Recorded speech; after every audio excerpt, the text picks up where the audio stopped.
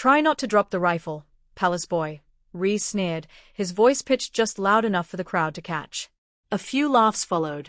But the royal guard didn't flinch. Hale raised his weapon, took a single, effortless shot. And just like that, the laughter stopped cold. Before we show you what happened next, hit that like button and drop a comment. Have you ever seen someone command respect without saying a word? Now let's get into it. The wind rolled gently over the countryside, carrying the faint scent of cut grass and spent gunpowder across the public shooting range stretched beneath a pale English sky. Folding tables, spotting scopes, and scattered brass casings dotted the grounds like relics of a battlefield frozen in peacetime.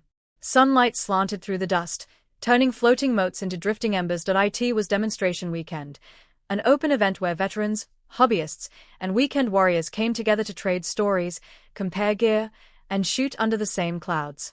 Among them stood Edward Hale, still and silent near the boundary fence. His plain black windbreaker did little to hide the posture of a soldier honed by years of exacting discipline. Unlike the others in tactical vests and morale patches, Hale wore no symbols, no ego, just the unmistakable stillness of a man trained to vanish in plain sight for hours.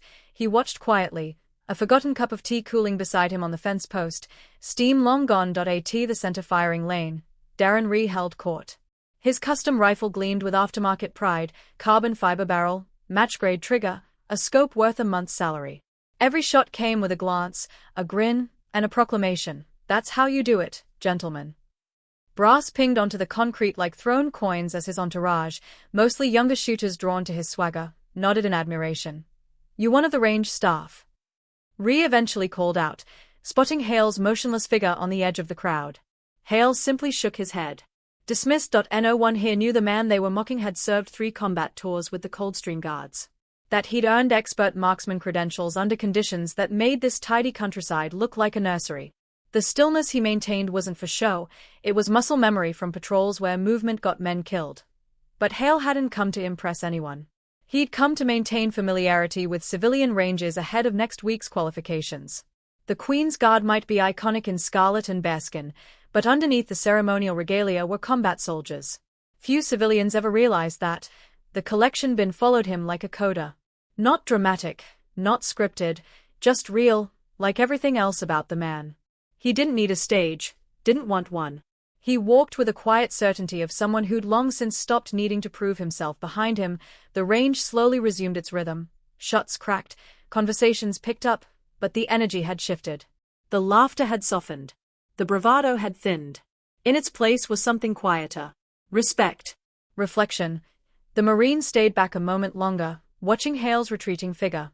There goes a real one, he muttered to no one in particular, and no one disagreed. The brass casings clinked into the bins behind him, but now with a different rhythm. One that sounded a little more like respect. Gravel crunched softly beneath his boots as Edward Hale made his way toward the car park, his duffel shifting gently against his shoulder. No one followed. Not out of avoidance, but out of quiet reverence. A few stood watching, still processing the contrast between the man they thought they saw and the soldier who had just revealed himself. Conversations resumed back at the range, but the tone had changed. More subdued. More thoughtful. At the gate, someone called out, "You coming back next weekend?" Hale paused at the door of his car, then glanced over his shoulder. "Only if the Queen doesn't need me." This time, the chuckles were genuine, not mocking, but appreciative. The line landed as it was meant to, a reminder of the duality in his life.